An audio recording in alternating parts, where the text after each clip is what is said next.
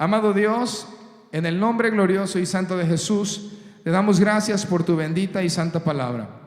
Pido, Padre, que uses mis labios para hablar con denuedo la palabra de Dios, Señor.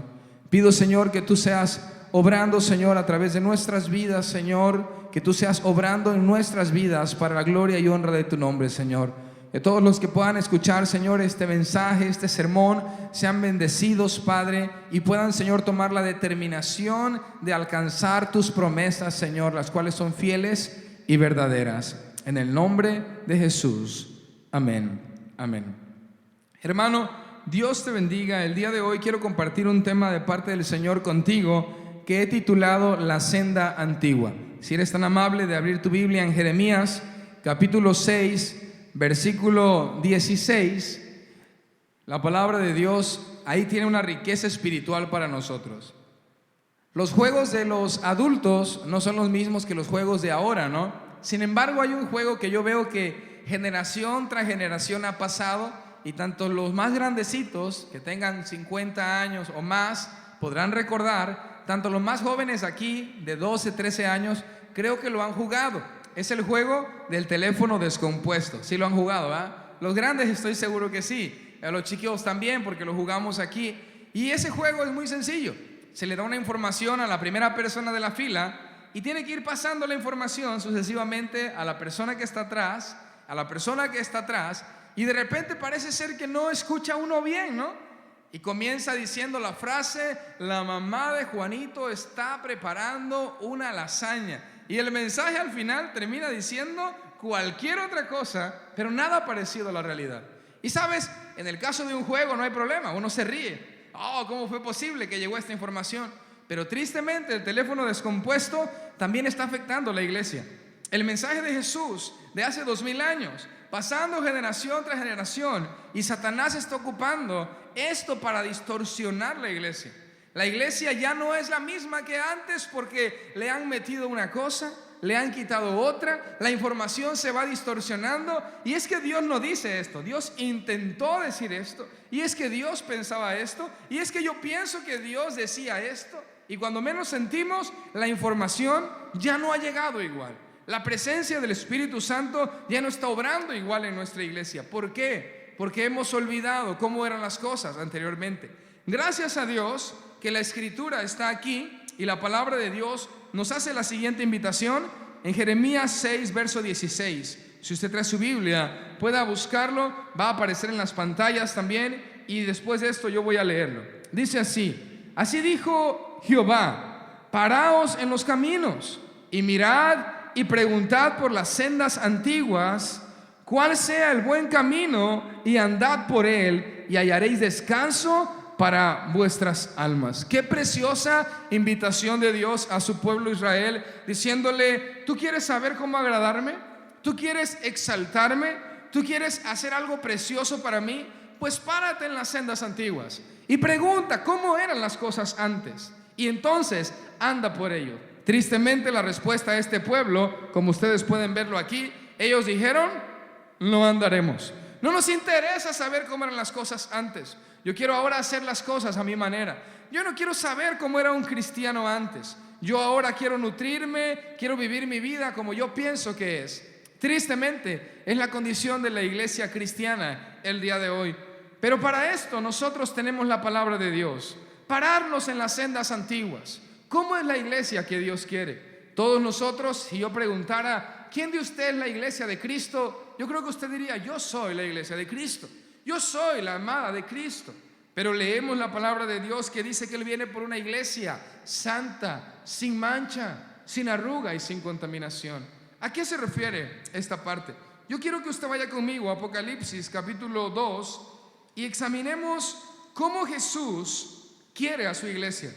No como el hermano César, nuestro director, quiere la iglesia, no como nuestro fundador Larry Myers quiere la iglesia, no como José Zavala quiere la iglesia o los ancianos quieren la iglesia. ¿Cómo Jesús quiere la iglesia? Para esto yo debo recordarle algo muy importante. La iglesia no es de un hombre, la iglesia no es de quien la edifica, porque esto no es la iglesia. La iglesia somos usted y yo, y fuimos comprados con la preciosa sangre del Cordero de Dios. Así que la iglesia no se rige por una asociación, las asambleas de Dios, la iglesia fundada sobre la roca. La iglesia debe regirse conforme al mandato del que la salvó, del que la ganó y del que la sustenta, Jesucristo mismo. Y lo precioso de esto es que en Apocalipsis capítulo 2, Jesús toma un tiempo para hablar con 7 iglesias. Son 7 cartas que Él envía a diferentes iglesias porque Él las ama. Hay que recordar esto. El domingo pasado el Señor nos hablaba al corazón: yo te amo, Dios es bueno, Dios ha dado mucho por ti y Él dará mucho por ti porque Él te ama. Pero sabrán esto, que al que ama Dios corrige. Y la palabra de Dios nos muestra cómo Jesús se revela. Vean conmigo Apocalipsis capítulo 1 versículo 11. Dice la palabra de Dios que Juan vio esta gran visión. Apocalipsis capítulo 1 verso 11 dice así: una voz que decía: yo soy el alfa y el omega, el primero y el último. Escribe un libro de lo que ves y envíalo a las 7 iglesias que están en Asia. Y aquí vienen los nombres: Éfeso, Esmirna, Pérgamo, Tiatira, Sardis, Filadelfia y Laodicea. La palabra de Dios nos muestra cómo Juan ha visto a Jesús, pero no vio a Jesús como actualmente la iglesia está viendo a Jesús.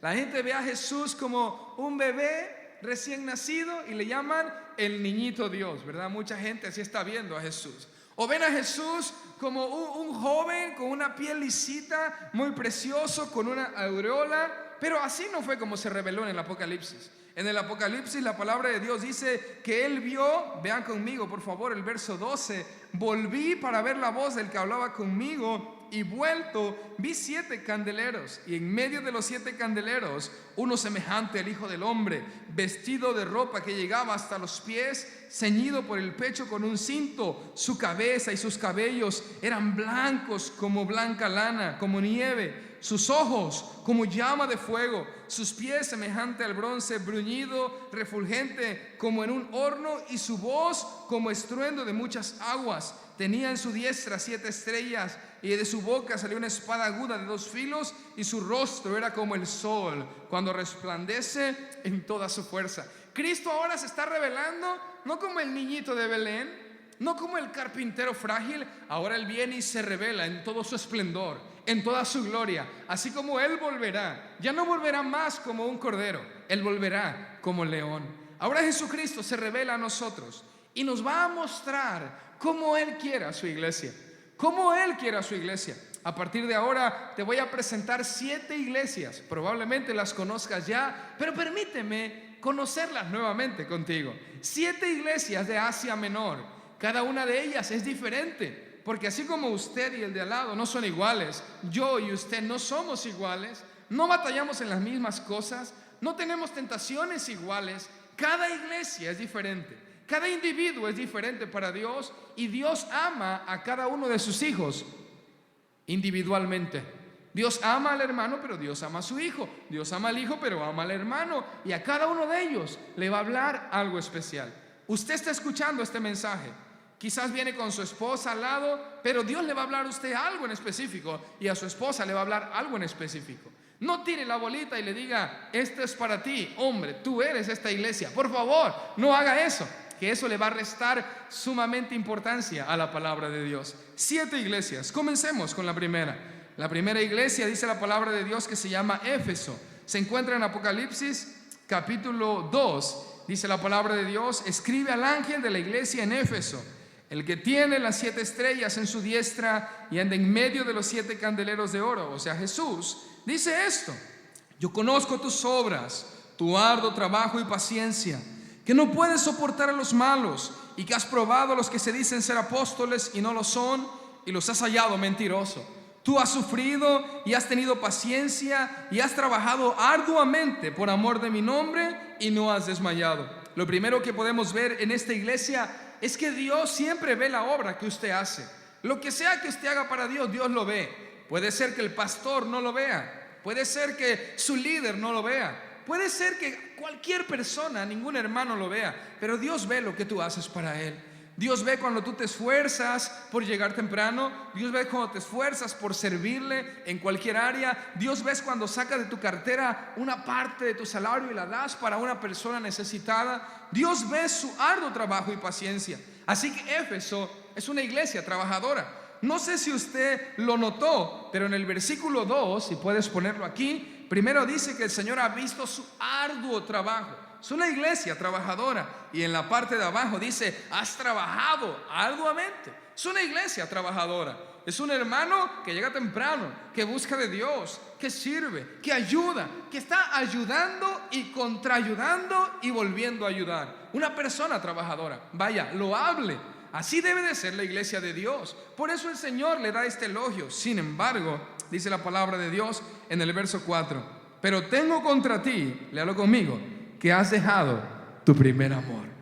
Y quizás alguno se pregunte: ¿por qué Jesús, se está viendo que esta iglesia es rechambeadora y le gusta y todo el mundo flojeando, pero él está echándole ganas? ¿Por qué le recrimina de una u otra manera que ha dejado su primer amor? Porque Dios quiere una cosa: quiere que su iglesia le ame, que no solamente su iglesia le sirva, que no solamente vengas a servir a la obra, sino que ames al dueño de la obra. ¿Sabes? Tristemente muchas veces esta es nuestra condición. Venimos a la iglesia y somos los primeros en llegar, últimos en irnos, pero hemos descuidado una sola cosa: el amor a Dios. La iglesia debe de tener amor al Señor. Ahora, ¿cómo se manifiesta el amor? Claro que se manifiesta a través del trabajo, claro que se manifiesta a través de la paciencia, pero el Señor aquí está hablando que la iglesia que le ame debe tener comunión con Él, debe hablar con Él, debe escuchar su voz. Así que esta palabra va para todos aquellos que se identifican con Éfeso. El Señor te llama a una comunión. Ven y ten el primer amor nuevamente. ¿Cómo es el primer amor? Bueno, algunos de ustedes recordarán el ejemplo que dio el hermano Gabriel, que yo voy a poder usarlo. Dice que había un hombre que estaba enamorado de la novia y dice que cruzaba grandes lugares, ¿verdad? No importaba si estaba lloviendo, no importaba si estaba el solazo, iba caminando para ver a la novia. Pero tristemente ya se casaron y se difuminó el amor. Y ahora ya no podía ir ni siquiera a acompañarla a algún lugar, ni a la cocina, porque está lejos y está cansado. ¿Se siente identificado usted con eso, con Dios? Al inicio, cuando conoció de Dios, cuando Él le perdonó, usted venía, usted estaba, usted iba, usted hacía, estaba emocionado, pero han pasado los años y el tiempo ha cambiado y ya viene uno por rutina, ya sirve a Dios, pues porque soy pastor, tengo que servirle, ni modo que no. ¿Sabes algo? Esto no debe ser así. La iglesia debe de amar al Señor. El Señor le dice: recuerda por tanto de dónde has caído y arrepiéntete, porque si no voy a venir a ti y voy a quitar el candelero de su lugar. Éfeso es la primera iglesia. Pero vayamos a la segunda. Dice la palabra de Dios en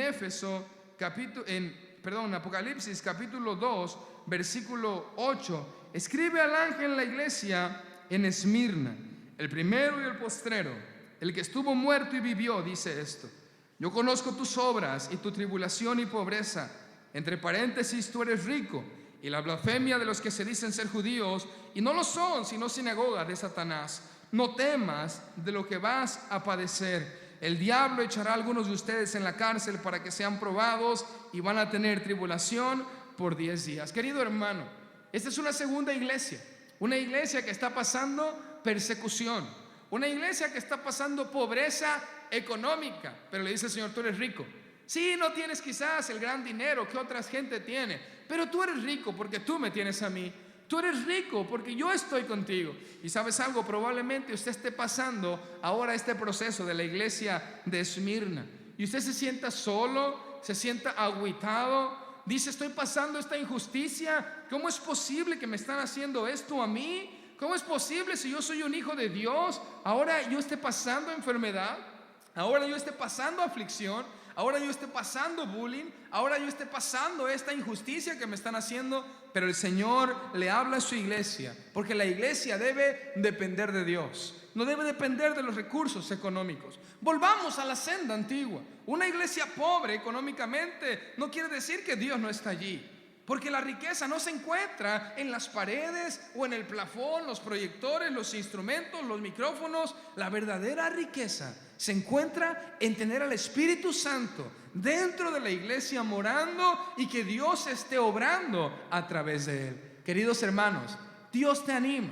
Si el día de hoy tú estás pasando y tú dices, caramba, yo soy como Esmirna, estoy pasando momentos de dificultad, ya estaba a punto de tirar la toalla, y el Señor le dice, sé fiel hasta la muerte, sé fiel hasta la muerte. Recuerda que yo estuve muerto y yo vivo, porque yo tengo toda la autoridad. Dicen los hombres que todo tiene solución menos la muerte. Pues no es así con el Señor, porque el Señor la venció. ¿Cuántos glorifican su nombre?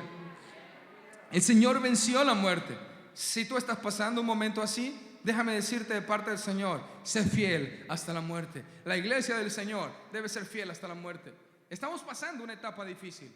Vendrán nuevas reformas en la sociedad que atacarán directamente la santidad de la iglesia, pero debemos mantenernos fiel hasta la muerte. No consentir nuevas ideas que estén viniendo de parte del mundo que vayan en contra de la palabra de Dios. Dios invita a Esmirna, que sea fiel hasta la muerte. ¿Cuántos dicen amén? Fiel hasta la muerte. Ahora vayamos a la tercera iglesia. El versículo 12 del capítulo 2, escribe al ángel de la iglesia en Pérgamo, el que tiene la espada aguda de 2 filos, dice esto: yo conozco tus obras y dónde moras, pero donde está el trono de Satanás, pero retienes mi nombre y no has negado mi fe, ni aun en los días en que Antipas, mi testigo fiel, fue muerto entre vosotros, donde mora Satanás. Y ahí está hablándole a una iglesia. Es una iglesia luchona, es una iglesia que dice que mora donde está el trono de Satanás. Esta iglesia, según la historia, estaba situado entre algunos lugares donde había centros de adoración muy tremendos. Por aquí adoraban una cosa, por aquí adoraban otra, por aquí adoraban otra y por allá adoraban otra cosa. Y esta iglesia se estaba viendo acosada por diferentes ideologías y religiones. Tristemente querían apagar la iglesia, pero se mantenía firme. Esto se parece mucho a muchos de ustedes que vienen y en su casa son los únicos cristianos. Son los únicos que están siguiendo el camino de Dios. Unos están siguiendo una religión, otros otra, otros el ateísmo, otros la brujería, y dentro de una misma casa, de un mismo contexto, están morando tantas ideologías. El Señor anima a esta iglesia a que se mantenga fiel, a que busque de Él todavía, que siga estando fiel, que Él le dará la victoria aún en medio de tanta adversidad. Esto se parece a la vida de los jóvenes, que una mañana se levantan después de hacer su oración y van a la escuela, y la primera clase que tienen es pues psicología, filosofía, y empiezan a atacar la fe del hombre, empiezan a atacar la fe del joven. Pero ¿sabes algo? Mantente fiel. Sin embargo, esta iglesia tiene algo peligroso. Pero tengo unas pocas cosas contra ti, que tienes allí a los que retienen la doctrina de Balaam. ¿Qué es esto de la doctrina de Balaam? Permítame contarle qué es. Hubo un hombre llamado Balaam, que era un profeta, y un día lo fueron a contratar para que maldijera al pueblo de Israel. Le dijeron, ¿sabes qué? Venimos para que tú maldigas a tal pueblo. Entonces él fue y consultó que si él podía maldecirlo. Y mientras él estaba consultando, el Señor le dice, usted no maldice a mi pueblo, usted no maldice a mi pueblo. Este hombre llega con el que lo fue a contratar y le dice, mira, discúlpame, pero no puedo maldecir a ese pueblo porque Dios ha dicho que no puedo hacerlo. Este hombre se fue, pero ya saben ustedes pues que el dinero hace muchas cosas. Este hombre fue y trajo más dinero todavía, y parece que llegó y lo sacude enfrente de él y le dice, oye, vengo a ver si tú maldices al pueblo que te dije. Él ve aparentemente el dinero y parece que le mueve algo dentro de sí. Va a volver a consultar al Señor. Voy a ver si ya cambió de opinión el Señor. ¿Puedo maldecir a tal pueblo? No vas a maldecir a este pueblo. Mire, de una u otra manera, este varón lo que lo movía era el dinero. Lo que lo movía era el ingreso económico. Y tristemente tipifica a esa iglesia que, si bien está manteniéndose fiel al Señor, su principal objetivo es el dinero. Su principal objetivo es ganar dinero. Quiero feligreses para más dinero. Quiero eventos para más dinero.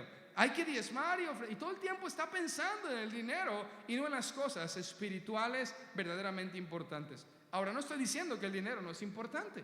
Seguro que el dinero es importante para la casa.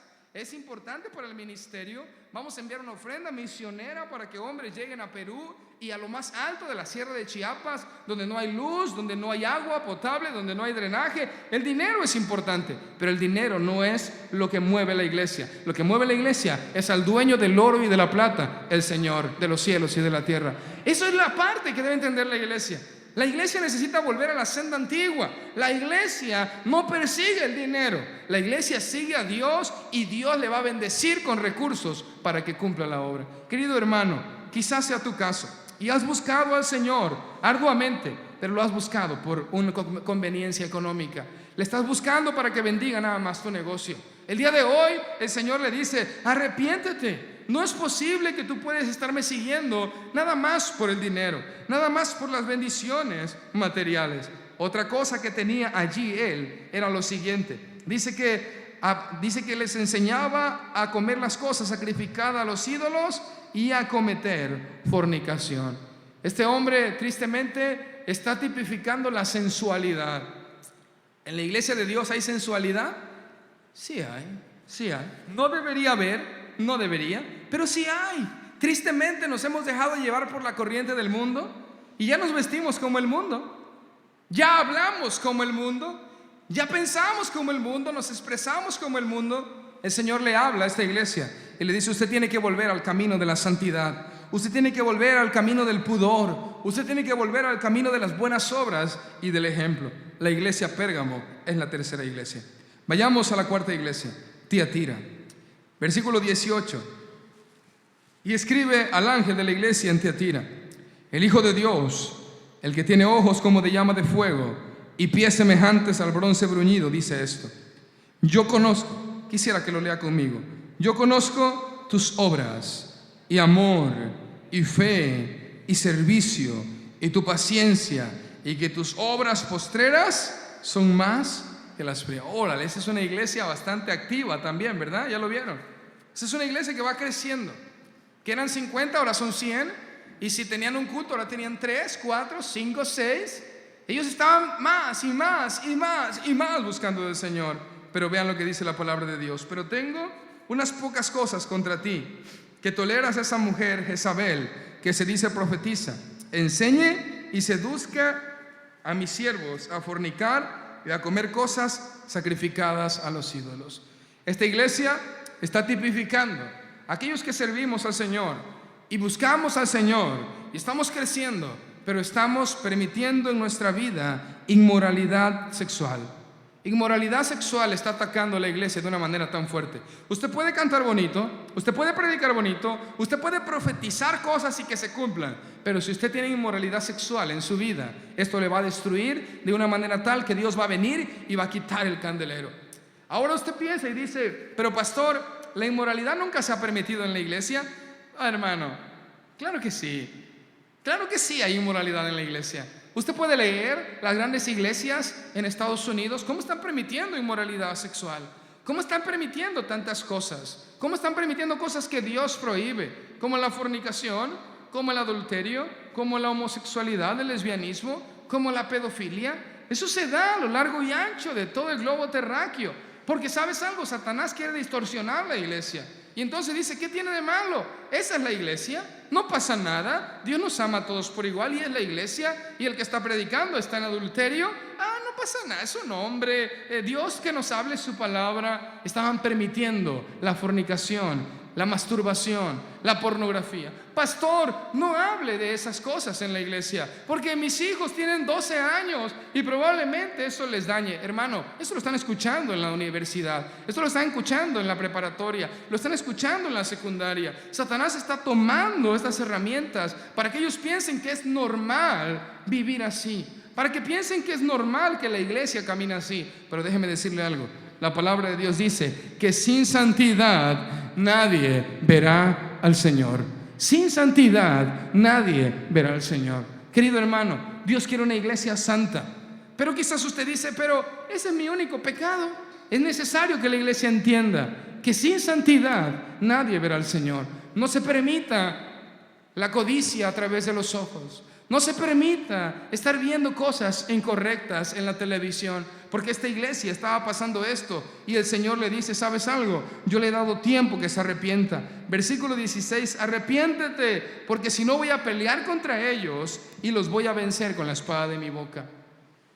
¿Ya se encontró con una iglesia? ¿Ya se encontró con una iglesia usted? Probablemente diga: Dios mío, tengo que aceptar que es realidad, que me estoy encontrando con esta iglesia. Quizás le pasa como a mí. Yo he predicado este sermón varias veces y cada vez que lo encuentro, el Señor me habla tocante a ciertas iglesias. A veces me habla tocante a todas, a veces me habla tocante a una en específico. Pero ¿sabes algo? Es porque Dios me ama.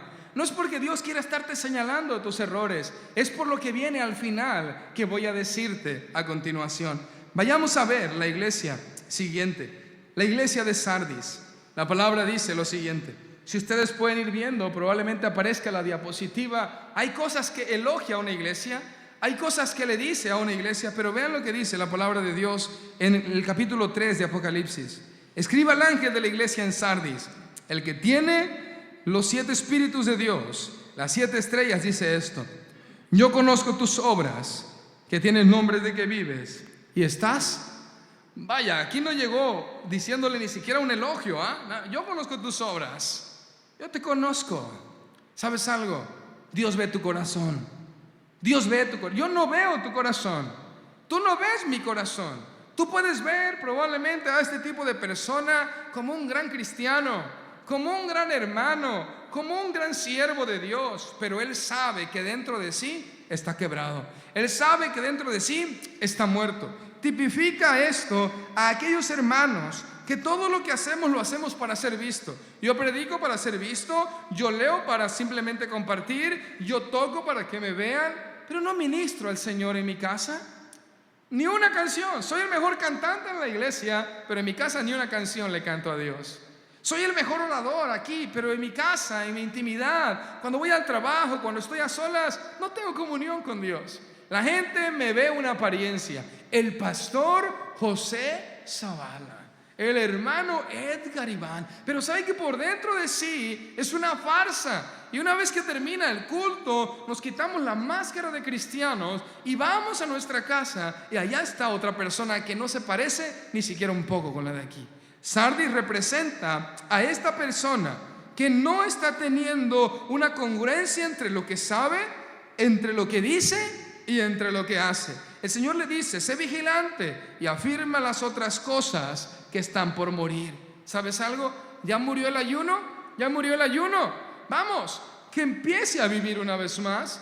¿Ya murió la lectura, como comentaba el hermano? Vamos, que empiece a vivir una vez más. ¿Ya murió la adoración? Que empiece a vivir una vez más. Me recuerdo que un día una pastora, la pastora Rebeca, contó una palabra. Dice que ella, cuando era joven, tomaba su instrumento y empezaba a adorar a Dios. Ella canta y toca el saxofón y empezaba a adorar a Dios y a componerle canciones a Dios. Algunos de ustedes se sentirán identificados porque su servidor también así le pasó. Y entonces cantaba lo que sea que ella le empezaba a fluir: Cristo mi Señor, precioso Dios. Y componía una canción y la cantaba. Pero ¿sabes? Fueron pasando los años y las ocupaciones de un pastor son tantas que a veces no queda tiempo para ese tipo de cosas. Y dice que un día el Señor vino y le dijo a su corazón: extraño cuando me cantabas en lo privado. Y ¿sabes algo? Tristemente, muchas veces nos ha pasado igual. Ya simplemente canto porque quiero que ustedes me escuchen. Predico porque tengo que hacerlo. Vengo y hago porque tengo que hacerlo. Diezmo porque si no hay un problema familiar. ¿Sabes, hermano? Esta iglesia estaba muerta por dentro. Esta iglesia estaba viva por fuera y muerta por dentro. El Señor le anima a que entonces empiece a resucitar para poder vivir. Esta es la iglesia número 5. Pasen conmigo a la iglesia número 6, se encuentra en el versículo 7. Escriba al ángel de la iglesia en Filadelfia: esto dice el santo y verdadero, el que tiene la llave de David, el que abre y ninguno cierra, el que cierra y ninguno abre. Yo conozco tus obras. He aquí he puesto delante de ti una puerta abierta, la cual nadie puede cerrar, porque aunque tienes poca fuerza, has guardado mi palabra y no has negado mi nombre. He aquí, yo entrego de la sinagoga de Satanás a los que se dicen ser judíos y no lo son, sino que mienten. He aquí yo haré que vengan y se postren a tus pies y reconozcan que yo te he amado. ¿Sabes algo? Esta es una exhortación a la iglesia de Filadelfia, una iglesia que se mantiene fiel. Según la historia, esta iglesia había pasado por grandes situaciones, derrumbes, situaciones naturales, pero el Señor le anima a algo. Vean lo que dice el versículo número 11. He aquí yo vengo pronto, retén lo que tienes para que ninguno tome tu corona. Y ¿sabes algo? Esto nos enseña un principio en la iglesia. La iglesia debe de mantenerse fiel constantemente. Tristemente la iglesia, y hablo de esta iglesia, no estoy hablando de afuera, estoy hablando de esta iglesia ahora sí. Esta iglesia tristemente se ve temporadas donde todos subimos y de repente todos bajamos. Una temporada donde todos estamos fuertes en el servicio y después y otra vez todos y otra vez. No debe ser así. La iglesia debe de ir creciendo, creciendo, creciendo, creciendo adelante. Ahora lo estamos logrando. Veo cómo esta iglesia lo está logrando. Tristemente antes no era así, pero ahora usted y yo, regresando a la senda antigua, vemos que Dios quiere que su iglesia retenga lo que tiene. ¿Sabes algo? Mucha gente va a regresar atrás, mucha gente va a volver al mundo, pero usted retenga lo que tiene, para que nadie tome tu corona. La salvación no es colectiva. La iglesia Betel va al cielo o va al... No, la salvación es personal. Yo voy a retener lo que tengo. Yo voy a usar mis dones, mis talentos, mi dinero, mi tiempo, mis recursos, y usted haga lo mismo, porque usted es la iglesia de Dios. ¿Cuántos dicen amén? Por último, veamos la iglesia de la Odisea. La iglesia de la Odisea, una de las iglesias más conocidas, y para muchos es el tiempo que estamos viviendo.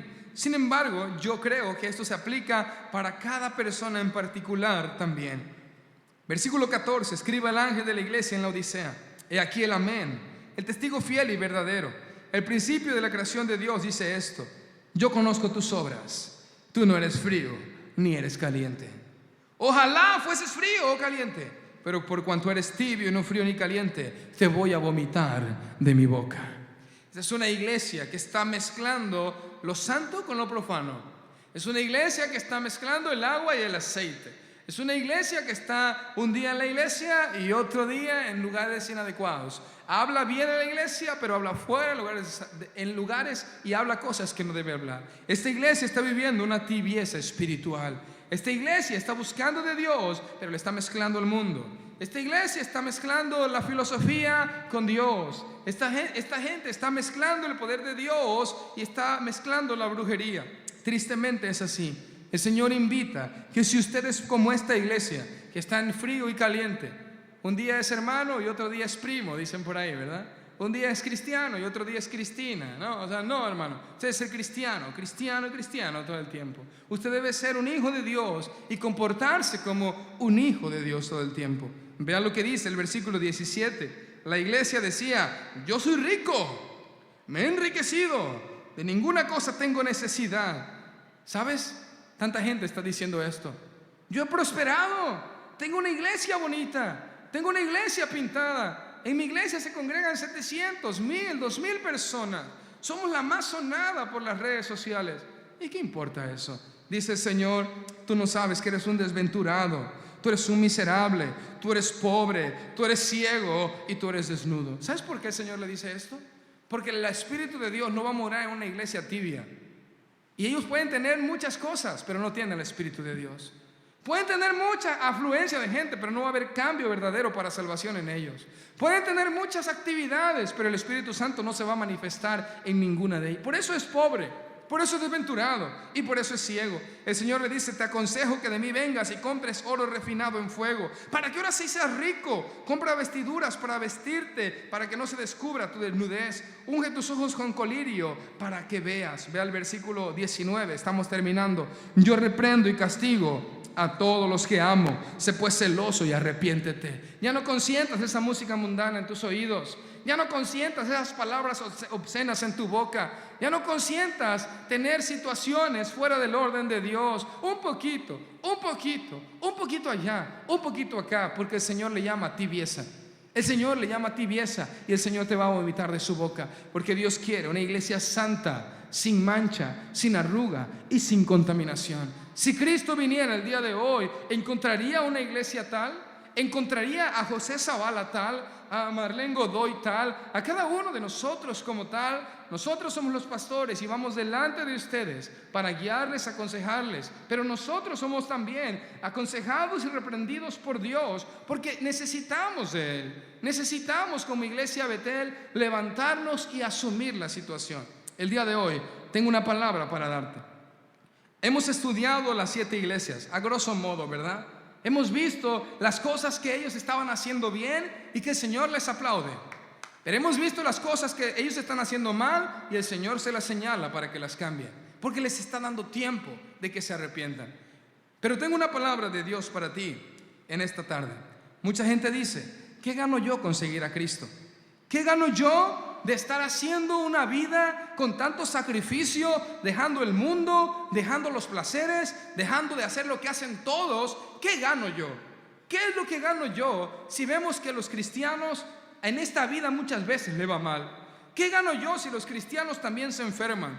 ¿Qué gano yo si a los cristianos también se les mueren familiares o tienen situaciones difíciles? Ve lo que dice esta colección de citas que se encuentran aquí. El Señor dice: al que venza le daré a comer del árbol de la vida, el cual está en medio del paraíso de Dios. Son las recompensas de Dios, pero no para cualquiera, para el que vence, para el que dice: yo estoy en esta situación, pero hoy la voy a cambiar. Yo estoy viviendo una vida doble, pero hoy ya derecho y hacia adelante. Yo estaba conciliando solamente buscar a Dios por dinero, pero hoy cambio. El Señor dice: al que venza yo le daré a comer del árbol de la vida, y entonces usted tendrá vida eterna. No 5 años, no 10 años, no 15 años, vida eterna. Hay eternidad en Dios. Esto no se puede comprar con dinero, esto no se puede comprar con oro, con plata, y no puede compararse a nada de lo que este mundo da. El Señor dice también en el versículo 11: al que venciere no sufrirá daño de la muerte segunda. Esto lo ha dicho el Señor.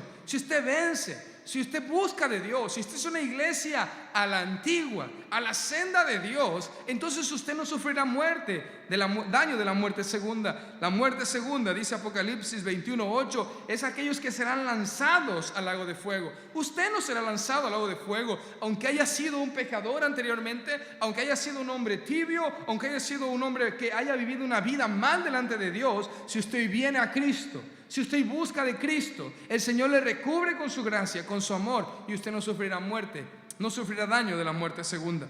No así con aquellos que, aún sabiendo en el amor de Dios que el Señor les ha dicho que hoy cambien algo, que hoy corrijan algo y siguen igual, ellos sí sufrirán un daño de la muerte segunda. En el versículo 17 del capítulo 2 dice: al que venciere le daré a comer del maná escondido, una piedrecita blanca con un nombre nuevo. Gloria a Dios.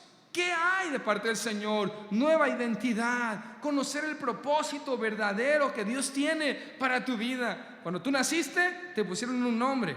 Incluso en los funerales dicen: aquí yace esta persona que respondía el nombre de... y dicen el nombre, porque no se llamaba así. Pero cuando tú llegas a la patria celestial, cuando tú venzas, el Señor te dará un nombre nuevo, una identidad nueva, el propósito nuevo y real de tu vida, un nombre especial. Al que venciere, dice la palabra de Dios en el versículo número 26 del capítulo 2: y guardaré mis obras hasta el fin, le daré autoridad sobre las naciones, le daré la estrella de la mañana. Esto es glorioso, autoridad sobre las naciones. Ahora yo quisiera dejar este punto para el último, pero vean lo que dice la última parte. Dice: al que venciere será vestido de vestiduras blancas, y no borraré su nombre del libro de la vida, y confesaré su nombre delante de mis padres y de sus ángeles. Qué glorioso es esto. Estoy cautivado por el libro del hermano Larry, me gustó mucho. Él está hablando acerca de cómo la gente allá en lo más alto de la sierra está recibiendo del Señor.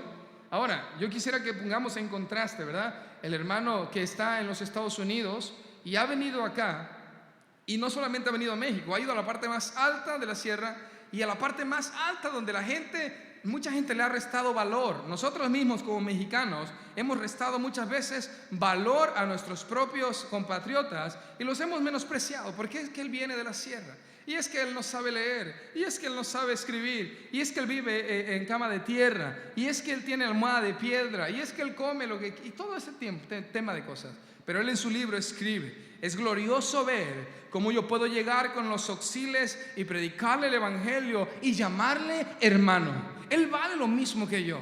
Él vale lo mismo que yo y él va a heredar lo mismo que yo. Probablemente ningún presidente de la república mencione el nombre de ninguno de nosotros ni de ninguno de los hermanos de allá. Con ustedes el distinguido y generoso fulano de tal. Pero aquel que venza será confesado delante del Padre Celestial y delante de sus ángeles. No importa su color de piel, no importa su nivel de estudio, no importa su economía. Si usted vence, si usted se vuelve una iglesia a la antigua, el Señor le confesará delante de su Padre y de los ángeles. ¿Qué mayor honra podemos tener? ¿Qué mayor honra podemos buscar? ¿Por qué nos distraemos buscando riquezas, belleza y estética aquí en la tierra cuando el Señor nos está prometiendo cosas verdaderamente fieles y verdaderas? Por último, al que venciere, yo le haré columna en el templo de mi Dios y nunca más saldrá de allí. Escribiré sobre él el nombre de mi Dios y el nombre de la ciudad de mi Dios y mi nombre nuevo. Siempre que predico esto no puedo dejar de contar que cuando yo era jovencito, yo leía esto y no me parecía nada atractivo. Decía, usted puede ver, vea por favor ahí las columnas amarillas. Esas son las columnas, ¿eh? Esas son las columnas de un lugar. Y el Señor está diciendo que al que vence, el Señor le hará como una columna en el templo de Dios. Y yo era jovencito, y cuando uno es jovencito viene al templo y te enseñan canciones como yo quiero andar las calles de oro con Jesús. ¿La han escuchado? Hay que cantarla el próximo domingo, ¿eh? Quiero andar las calles de oro con Jesús. Entonces uno quiere llegar al cielo para andar en las calles de oro, ¿no? O sea, definitivamente, ¿no? Y luego te dicen que hay un mar de cristal. Oh, yo quiero ir, yo soy fanático, somos costeños, somos fanáticos del mar, ¿no? Quiero ir al mar de cristal. Y de repente te dicen que hay un árbol grande de la vida y que hay un río limpio para la sanidad. Yo quería llegar al río de Dios. Yo quería bañarme en el río de Dios. Y cuando leo esto que dice Dios que me va a hacer como una columna en su templo y nunca voy a salir de ahí, yo decía, ¿y el mar? ¿Y cómo está eso pues de las calles de oro? Pero a medida que voy creciendo, me doy cuenta que no hay nada comparado como estar en la presencia de Dios. Ahora hay varias palabras para esto. Cuando Dios manifestaba su presencia, había varias palabras. Lo voy a enseñar probablemente un miércoles, a continuación, un miércoles más adelante. La presencia de Dios está aquí, eso es innegable, porque Él llena toda la tierra. Pero había momentos donde Dios manifestaba su presencia visible a su pueblo. Y había momentos únicos donde la gloria de Dios, algunos lo pronuncian como Shekinah o Shekinah, está hablando de la presencia de Dios en persona, en toda su esencia y su esplendor. Y ese lugar justamente es en el templo de Dios, en el templo, en el gran santuario de Dios. Y el Señor está diciendo, si tú vences, tú podrás estar allí toda la eternidad conmigo y nunca saldrás de allí. Serás una columna en mi templo para contemplar la hermosura de mi santidad perpetuamente. ¿Y qué más grande honor? Decía el salmista David, me conformo con estar en la puerta. El Señor dice, no está en la puerta, te voy a hacer una columna en el templo. Tendrás permanencia y estabilidad. Y por último, porque se me ha terminado el tiempo, dice así, al que venciere le daré que se siente conmigo en mi trono, así como yo he vencido y me he sentado con mi Padre en su trono. El Señor venció. ¿Y sabes algo? Esto termina enseñándonos una cosa. Cristo no te está pidiendo algo que Él no haya hecho. Cristo vino y se hizo hombre, cumplió la ley, fue tentado en todo pero sin pecado. Porque sí se puede vivir una vida en santidad. Es difícil, sí, pero el Espíritu Santo nos ayuda. No sé, hermano, ¿con qué iglesia te identificaste? Si con Esmirna, con Éfeso, con Tiatira, con Sardis, Filadelfia, la Odisea, no lo sé con cuál. Pero sea con la que sea que te hayas identificado, el día de hoy arregla tus cuentas con el Señor. No esperes para mañana lo que te puedas arreglar hoy. Dije que iba a decir un último comentario tocante a la autoridad de las naciones. La palabra de Dios nos muestra que Dios puso al hombre en el jardín del Edén. Y cuando el hombre estaba en el jardín del Edén, él tenía toda la bendición de Dios. Primeramente tenía la posibilidad de la eternidad cerca de Él, la comunión con Dios, la autoridad, la pureza, la identidad de Dios. Pero cuando el hombre decide desobedecer a Dios, el hombre pierde todo eso. El hombre pierde la pureza y ya se anda cosiendo hojas de higueras. El hombre pierde la autoridad y ahora Satanás tiene la autoridad sobre él. Ahora Satanás dice: yo soy el Dios de este mundo y a mí fue dada toda la autoridad y a quien yo quiero la doy, en Mateo 4. ¿Sabes algo? El hombre perdió la comunión con Dios, sus vestiduras quedaron manchadas, pero ahora en Cristo Jesús recuperamos todo eso. El derecho a comer del árbol de la vida, la eternidad para siempre, la vestidura nueva y la nueva autoridad recuperada por el Señor. ¿Sabes algo? Cristo pagó el precio por nosotros porque Él te ama. Y Él me ha dado este mensaje el día de hoy.